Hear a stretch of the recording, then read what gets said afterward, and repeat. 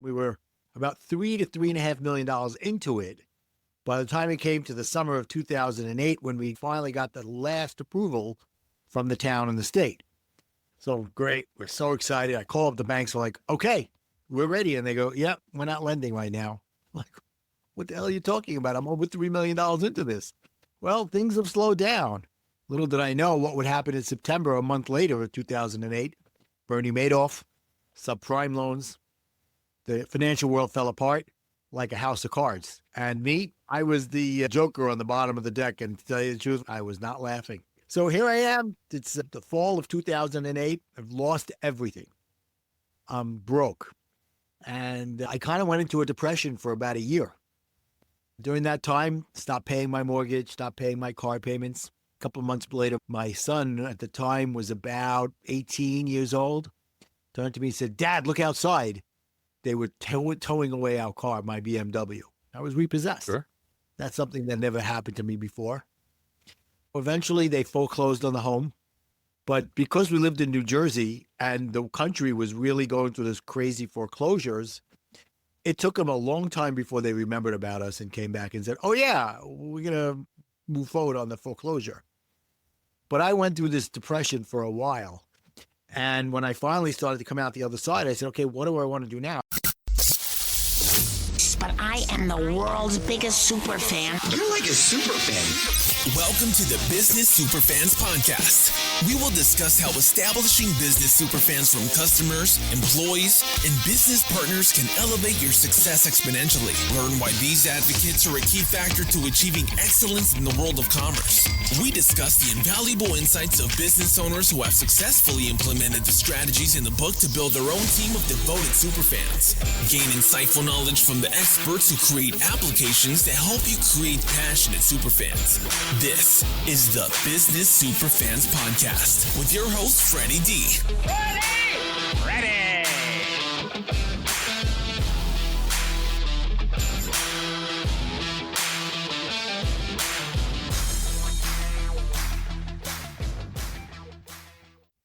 Hey, Superfan Superstar, Freddie D here. In this episode 109, we're joined by Martin Salama, known as the architect of the Warrior L.I.F.E Code. Martin is a master of mindset transformation, helping people uncover their greatness so they can live their true life potential and embrace what he calls living incredibly full every day. For over a decade, he's been guiding entrepreneurs, coaches, and consultants from overwhelm and frustration to clarity, confidence, and consistent success. Through his signature coaching program, the Warrior L.I.F.E Code, Martin empowers clients to break free from stress, scale high-ticket offers, and build seven-figure businesses, often in under 2 years. His clients consistently report powerful shifts in direction, renewed focus, and a revitalized sense of purpose that gets them back on track to enjoy life again. Get ready for an inspiring and energetic conversation to help you move from chaos to clarity and start living incredibly full every day. Welcome, Martin, to the Business Superfans Podcast. Thank you so much. I'm excited to be here with you. You've got an interesting backstory. I read about it, but I figured I'd hear it from you and share it with our audience. You know, you went through some challenges, and they were pretty steep ones. You ended up punching through, and that in turn turned around your life to where you're now helping other people punch through their challenges. Let's talk about that a little bit, Martin. I love your analogy of punching through. In 2008, my wife and I were working on a project for about 5 years to build a multi-million-dollar health club and tennis center in New Jersey by the Jersey Shore. It took us 5 years because anybody that's in business, and especially in the real estate area of it, you got so many things you got to go through, so many hoops you got to jump through to make sure that everything's right. You've got to find the right land. Then you got to make sure that the feasibility makes sense. Is it worth doing it here? And then you have to go to the township and say, okay, this is what we're looking to do. Okay, we think it's okay. Go find out what you got to do. And then architects, engineers, all that, every time you go back to the township, they'll come up with something else that they want you to figure out. Surprise. And this whole time I go to the banks, and this is the early 2000s, the banks are like, yeah, we love it. We can't wait. They were lending money like crazy in the early 2000s. So this whole time we're funding it, borrowing money. refinancing our home, getting investors and all this. We were about $3 to $3.5 million into it. By the time it came to the summer of 2008, when we finally got the last approval from the town and the state. So great. We're so excited. I call up the banks. We're like, okay, we're ready. And they go, yep, we're not lending right now. I'm like, what the hell are you talking about? I'm over $3 million into this. Well, things have slowed down. Little did I know what would happen in September, a month later of 2008. Bernie Madoff, subprime loans. The financial world fell apart like a house of cards. Right. And me, I was the joker on the bottom of the deck. And to tell you the truth, I was not laughing. No, I went through a train wreck myself. I had investment property and I was selling construction management software to home builders. All of those were running away from the subdivisions that they were denying were theirs. Right. So you get me. Yep. So here I am. It's the fall of 2008. I've lost everything. I'm broke.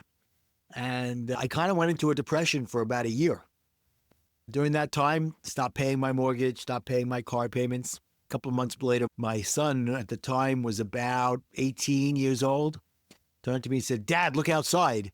They were towing away our car, my BMW. I was repossessed. Sure. That's something that never happened to me before. Eventually, they foreclosed on the home. But because we lived in New Jersey and the country was really going through this crazy foreclosures, it took them a long time before they remembered about us and came back and said, oh, yeah, we're going to move forward on the foreclosure. But I went through this depression for a while. And when I finally started to come out the other side, I said, okay, what do I want to do now? I've been a businessman my whole life. You know, Freddie, they don't call us businessmen anymore. They call us entrepreneurs now. Right. Same package, I'm like, just do I different want label. to continue that? Exactly. I said, do I want to continue that? I really didn't love doing it. I was always in the sales end of it, always having to hustle for it. And I didn't love it. So I thought about it and I said, well, what do I like doing? And one of the things I loved doing was getting involved in community events. And I was always a leader. As a leader, I was one of these guys that people would come in and say, but I can't do what you're doing. I'm like, but I don't need you to do what I'm doing. I'm doing that. What are you good at? I asked them questions, figure out what they were good at, and say, okay, let's utilize your potential there. So I looked at that. I said, you know what? That's kind of like coaching. So I looked into it and I decided to become a life coach. And finally made the decision, went to the coaching school and I said, look, I can't afford you. They said, go get funding. I said, I can't get funding. My credit is in the crapper. I said, let's come up with a number and I'll pay you every month. And they said, okay, but here's the deal. You don't get your certification until you finish paying. I was like, that's fair. You know, I don't want to take what I'm learning and then expect you to give me if I haven't finished. So we did that. I paid them pretty much almost at the end of the course, maybe a little after. We had a great relationship with them and moved forward. And about 2 months before I was about to start the coach training, it was my 24th wedding anniversary. And my wife gave me a very interesting gift that year. She said, I want a divorce. Like, oh, man. Just when I thought I was getting up again, I got knocked down again. And what went through my head is, why does everything keep happening to me? And now I could look back at that statement and recognize that the issue was right there in that statement. By my saying, why is everything happening to me? I was basically saying it was everybody else's fault. Looking to blame everyone else. Now I say things happen through me. I've heard people say things happen for me. I think that's a little selfish. Thinking, oh yeah, everything's just going to come for me. I believe that it happens through you and you take the responsibility for the good and the bad and the indifferent as it comes along. It's the choices we make. Exactly right. People think, oh, if I don't make a decision, everything's fine. When you don't make a decision, you're making a decision. Exactly. So I decided at that moment when she told me that I'm still going to go through with coach training. And I think God was tapping me on the shoulders, saying, oh, you want to do this? Great. Let's make sure you really understand that you're at the bottom of the barrel and you're moving yourself up, and be open for what you're going to learn when you go to this coach training. I went in with an open mind and willing to do anything to move forward. And if I never coach another client again, it was the greatest money I ever spent because it changed my life. Wow, what a story. What a story. So tell us a little bit about what it is that you do now, life coaching. Let's explain that for our listeners. How does that affect not only individuals, but it affects business leaders and how they in turn interact with their teams and complementary businesses and all that stuff, because it all affects it. 100%, 100%. I'm a life coach. I'm a business coach. I'm a relationship coach. I started as a divorce recovery coach. Right? I just got through the divorce, and going through coaching at the same time helped me get through it. But let's focus on the business side of it a minute. And the interesting thing is, very often when I'm working with businesses, and it's usually the upper echelons, the executives, the owners, and they realize very quickly that it's not the business that needs to shift. It's the leadership that needs to shift. And it's the mindset of the leaders, and that they set the culture for the entire company. Absolutely. Absolutely. So even though I call it business coaching, as we get into it, we start to unwrap and peel back the layers of what's really going on and what the core issue is that needs to be corrected, redesigned, whatever it is, to get the whole company on the right track. Yeah, because you look at what Sir Richard Branson says. There's no separation really between business life and personal life. People think there is, but really, as he calls it, it's called life. And living, when you're working, you're living. When you're not working, you're living. And so you've got problems at home. That's going to come through at the office. It doesn't matter what position you're in. You can be the janitor and you can be the owner of the company. It's going to come across. And it's going to affect everybody in that company, because you're having a bad day or a bad week. It's just going to be a mess. Exactly right. Exactly right. And how you show up is how everybody's going to think that this is the culture of the organization. Yep.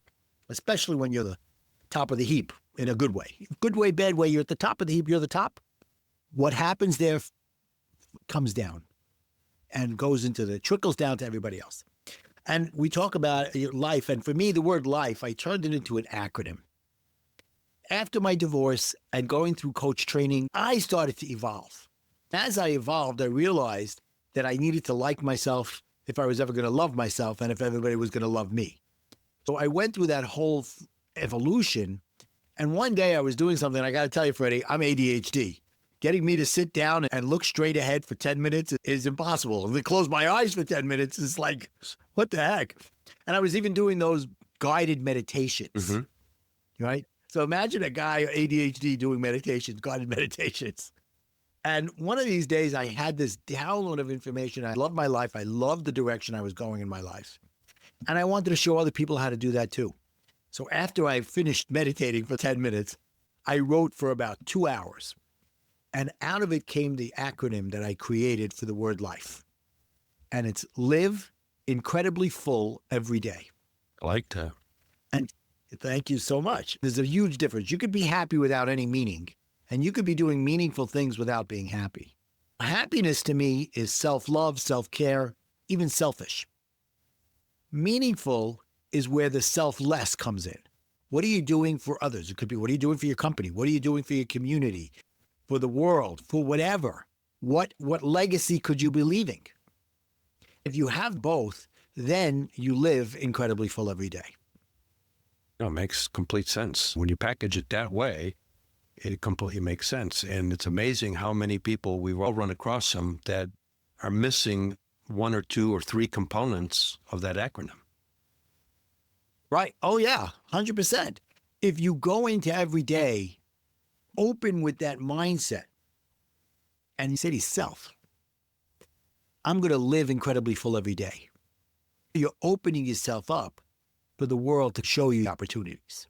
If you wake up and you're depressed and saying, I got to go to work and I've got all these things I got to get done, but I got to meet with my managers and put up with their complaining, they're going to feel that energy and they're going to get right back to you. Yeah. But if you wake up in the morning and you go, I'm so excited to get out of bed. I am so appreciative for everything I have in my life, because you know what? Tomorrow it could be gone. Yep. And even if it's gone, I appreciate where I am then too, because I know where I've been and where I can get back to. And you walk out. For me, I take a moleskin notebook, a nice quality notebook, and I write 3 things every day that I'm grateful for. It could be even the most innocuous thing. I have a great cup of coffee today. Doesn't matter. Write 3 things you're grateful for. And if you do it on a daily basis, the appreciation will start showing up easily, and you won't see the complaining and the blaming. Now you go in and you go tell you have this mindset attitude of everything's great. All the opportunities are coming. I appreciate everybody around me. And I get to work with these people. Now it's a cooperative. Yep. Yeah. Things start to go in the right Because direction. now you're starting to get everybody into what I would say, my example is racing rowboat. If you think of a racing rowboat, you've got 8 people in it. Everybody's got a single oar. And so everybody's got to be in line, and you got to get everybody in synchronization with the mission, with the direction. Otherwise, you ain't going no place. You're not even going in a circle. And so, If you only got one oar, you're going in circles, man. yeah, Come on. people going in zero synchronization. The boat's going like this at best. Exactly right. But Exactly what right. you're- That's where you show the difference between a leader and a boss or a manager. Right. Right? If you're able to walk in and say, I value you, I value all of you, and I value what you bring to the company. I think of a guy like Robert Kiyosaki, Rich Dad, Poor Dad. And I heard him say one day, I was actually in Arizona when he said this, I want to be the dumbest guy in my own business. I want to surround myself by people who are smarter in their area of expertise to tell me what I should be doing. Will I listen? Maybe, maybe not. But I'm going to be open to what they say and understand it before I make my decisions. Yeah, no, it's a very valid aspect because at the end of the day, the other way around is you've got someone that thinks that they know it all, and then they start directing everybody, and everybody now is reactionary. Nobody's going proactive anymore because they're afraid of getting called out for stepping out of line. And that transcends to everybody else in the company. They're talking to a supplier, they're talking to a prospective customer, an existing customer. You can't hide it. The tonality is going to come across, the energy, even if you're on the phone. And I tell people, even in emails, the choice of words you pick will not be the best choice of words. Right. Reactionary. Right. So One of my quotes in a book that I wrote called Creating Business Superfans is people will crawl through broken glass for appreciation and recognition. And that's what you just said right off the bat. exactly right. It's funny what you said just now about emails. It made me think of my daughter 20 years ago. She's 37 now, so she was a teenager. It was a time when text messaging was starting. And I tried to explain to her that you have to be careful what you write in your text because the person reading it on the other side is not reading it the same way you're writing it. They may take what you wrote as confrontational when you didn't mean it that way. Yep. We've all experienced that multiple times. And the reality, an individual's perception is their own reality, right or wrong. Right. And you're not going to talk them out of it because they've got to talk themselves out of it because that's their perception. Exactly right. That text message comes across. They perceive it that way. That's how they're going to take it. Right. Exactly. I have a cousin who's 20 years older than me. She's in her late 70s, early 80s. And when she writes a text message, it's all in capital letters. And I'm like, you're screaming. She goes, no, I can't read it otherwise. Right. You look at it as screaming, and most people do. Makes sense. So share a story of how you transformed somebody that was going through some challenges, whether it was a business guy, an individual, or fundamentals are fundamentals as far as I'm concerned. And that person became a super fan of you and introduced you to the people that were needing some of the assistance that you provide. Absolutely. As a matter of fact, would it be okay if I read a testimonial from somebody? Absolutely. Great. So this is from Josh. When I started working with Martin, I was ready to give up all hope of living a happy life. I thought this was my last shot, and if this didn't work, I would give up and become a tool for other people's happiness. I didn't understand that I had internal limiting beliefs and rational lies that were keeping me tied to my old way of thinking. Now, it's interesting that he used the word rational lies, because I take the word rationalize and break it down into two words: rational lies. We tell ourselves when we're rationalizing that it's okay to do something. But what we're really doing is giving ourselves permission to lie to ourselves. I'd never heard of it that way. Right. I have to. So he put that into the testimonial. Since I started working with Martin, I've gained positive clarity on life. I've accepted my own power and choice. I have taken responsibility for my choices and let go of those choices that were not mine. I've decided to live in abundance and gratitude.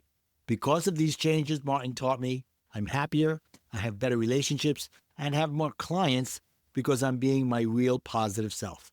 Looking back, all I wanted was hope that I could start to heal. Needless to say, I have that now. Wow, what a testimonial.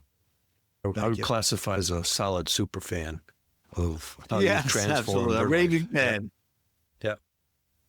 So let's talk about some things that, you talked about writing at least 2 to 3 appreciations of gratitude, expressing gratitude every day.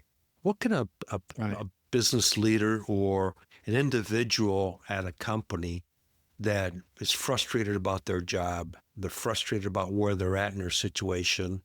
I've known a few people that got themselves terminated, and so now they're freaking out. And it was part of it was their own doing. Right. Yeah. So imagine we take what we're talking about here, about appreciation. And he starts off every day saying, I've got to change my mindset. How can I do that? How can I stop being frustrated and replace it? How about if I start by looking for ways to appreciate the people that work with me? So instead of saying, oh, I appreciate this cup of coffee, I appreciate that Mary did this report in such a great way, right? And then he turns around and he gives that appreciation directly to Mary and says, you did exactly what I asked for. You went beyond what I was looking for. And use that as a way of shifting that lack mentality of frustration into one of abundance and looking for the people around him that can help him grow the company, and he can help them grow themselves and the company as well. I think that goes as well for coworkers, because Right. we both experienced where coworkers just don't get along. They're focused on all the negative stuff of the other coworker, and they're pointing fingers and they're running into HR and blah, blah, blah about this worker and blah, blah, blah about that worker. And I mean, it happens all the time. And let's be honest, at the end of the day, HR is not out for either one of those people. They're out for the company. Exactly. But the reality is those people really should take time to stop looking at the negatives, look at the positives, and then walk up to that person and put your personal self aside and then just express some gratitude for what they bring to the table. Change the that will change the dynamics. It'll lower the temperature. And these people just have misperceptions of their coworkers. And like I said earlier, an individual's perception is their own reality. And they need to have that conversation with one another. And amazing things happen. Exactly right. They have assumptions and expectations. Yep. I found that expectations are nothing more than disappointments waiting to happen. Because if you have an expectation, 99% of the time you haven't communicated it correctly to the person that you have the expectation with. So they're doomed to fail. Right. So instead, if you go to them and say, I want to work this out, I want this to work, let's find ways to communicate so that we both come in with an appreciative side, saying, you know what, I understand what you do is very important and very necessary. The problem is I might not understand how you do it or why you do it. And if I did, it will give me an opening to understand how I can help you, and maybe you can help me. Right. Because I've seen, and I've experienced this, I'm bringing this up, where people were pointing fingers at each other. They're the ones making all the mistakes. Well, I'm the one saving it, everything else. And the other one says, no, they're making all the mistakes and I'm saving everybody else. And instead, time out. Let's turn the page, start with a clean sheet of paper, and let's look at all the positives each one brings and start emphasizing on that. Right. Exactly. Look for the appreciation. Look for a reason why they're in the company. They can't be all bad. Right. If they are, you should be getting rid of them. But the only way to know that is to understand where they're coming from and then say, why are they all bad? Without having a conversation, you're going to get nowhere anyway. Right.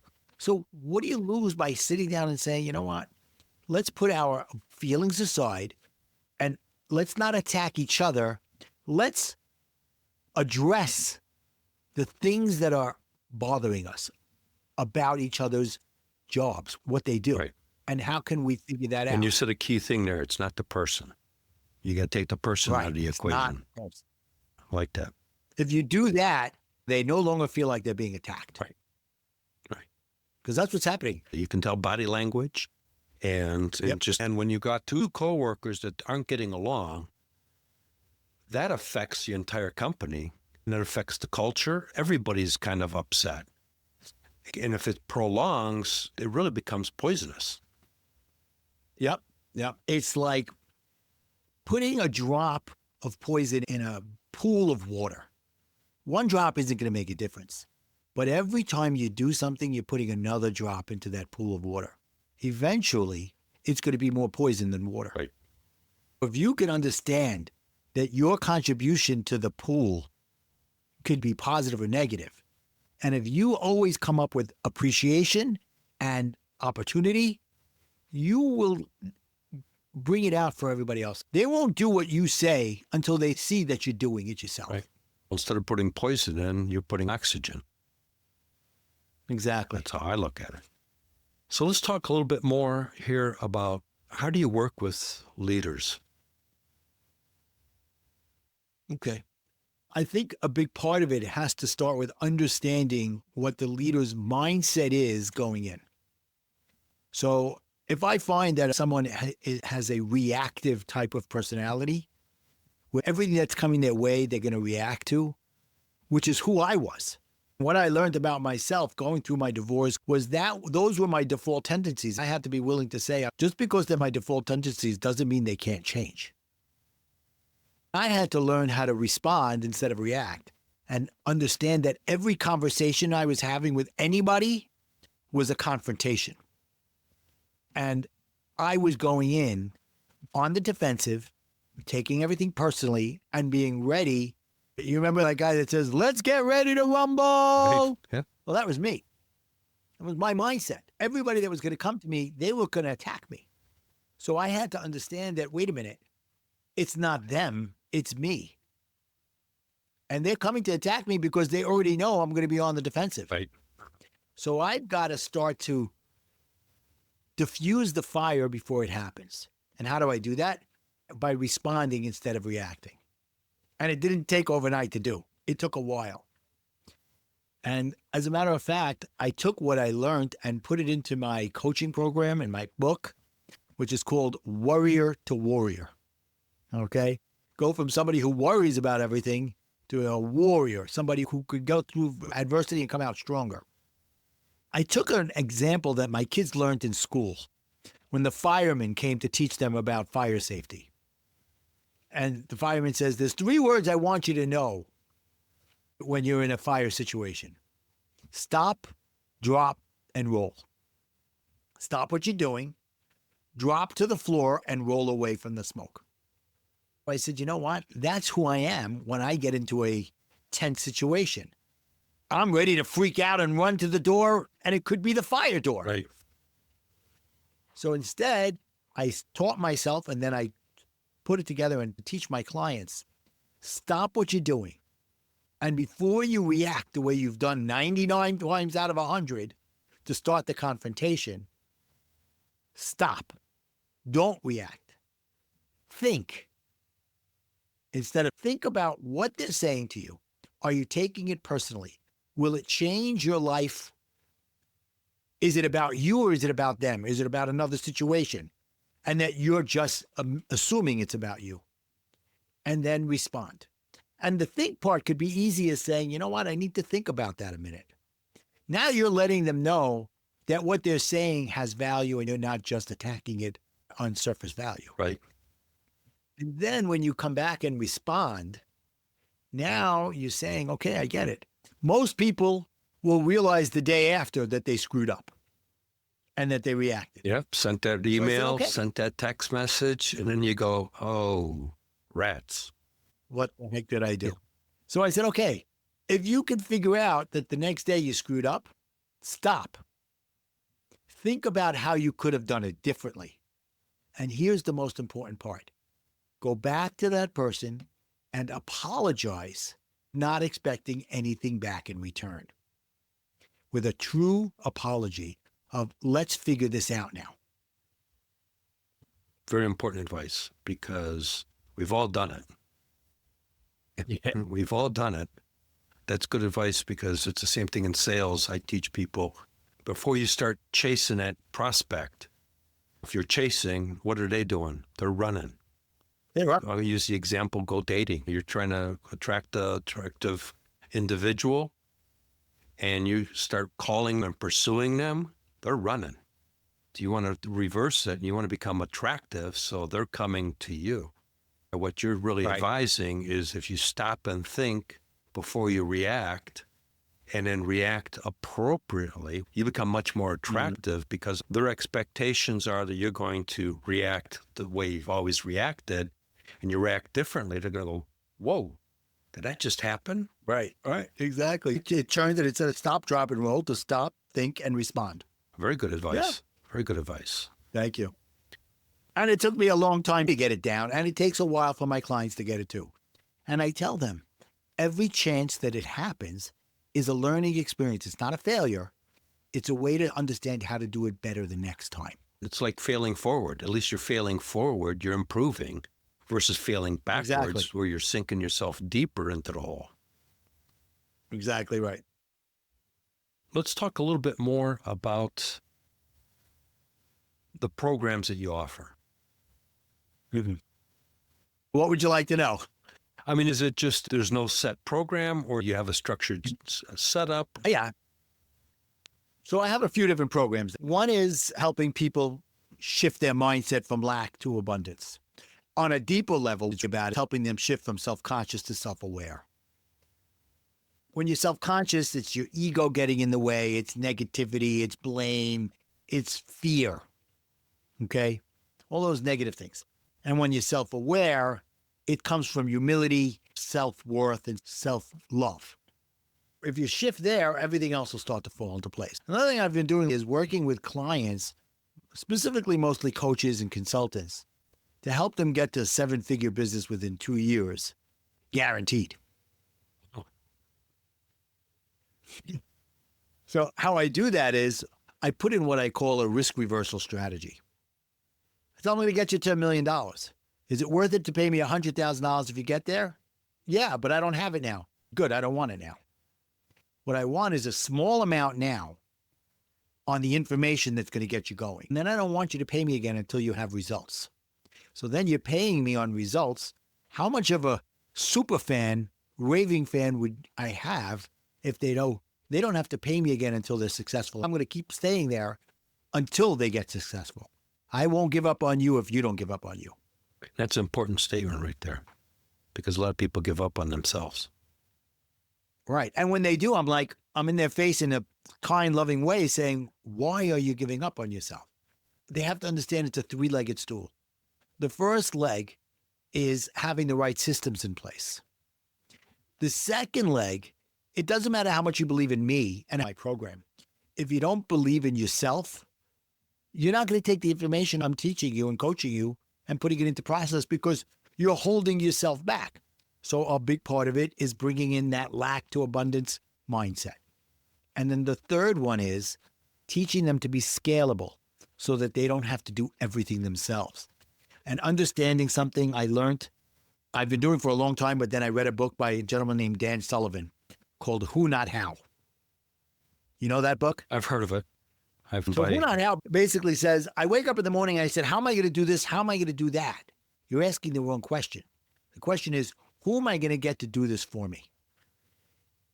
As I talked about Kiyosaki before, him saying, I want to be the dumbest person in the room, I say, The people that know how work for and with the people that know why. So it's the same thing. You want to surround yourself with the people that know how to do the things you need them to do, and they're happy to do it. Right. Because that's their expertise. That's their zone of genius. And you stay in your zone of genius. No, well said, because you're maximizing time, because that's the most expensive Exactly. commodity in the world. You can be a multi-trillionaire and you can't buy more of it and you can't buy it back. That's right. So that's the other program I have going on right now, is helping people get there. And they don't pay me the next level until they're getting a 2-to-1 return on their investment. Then they don't pay me again until they're getting a 5-to-1 return on their investment. The final payment comes when they get to 10-to-1. And they make $1 million, so they're very happy to finish paying me the $100,000. Yeah, I'd pay $100,000 and get $1 Because- million all day long. Exactly. And they don't keep paying me when they pass $1 million. But by then, we've built a partnership, a relationship, where we're looking to ways to do business together. We're going to be in masterminds together, true masterminds, Napoleon Hill style masterminds. Yep. Growing ourselves, growing our businesses, and helping others grow theirs as well. Great. Yeah, read a few Napoleon Hill stuff. Some of the old guys, but they're the solid guys. Yep. Outwitting the Devil. Love that one. Martin, it's been a great conversation, and I can't believe how fast the time has flown by. But how can people find you? I've made it very simple, Freddie. Connectwithmartin.com. It's that simple. You go there, you can find out some free gifts I've got. You can download them for free. You can buy my book. You can set up an appointment to talk to me and see how we can work together. Excellent. We'll make sure that's in the show notes for our listeners. And great conversation. And definitely would like to continue the conversation down the road and have you on the show again. Oh, thank you so much. It would be my pleasure. I've enjoyed every moment with you. Thank you. Hey, business superfan, superstar, Freddie D here. Before we wrap, here's your 3 playbook power move to attract ideal clients, turn them into advocates, and accelerate your business success. So here's the top insight from today's episode. Your business breakthrough starts the moment you stop reacting to everything and start responding with clarity, ownership, and purpose. So here's your business growth action step. Today, write down one moment where you typically react in frustration and replace it with a simple stop, think, respond strategy to shift energy and strengthen your leadership presence.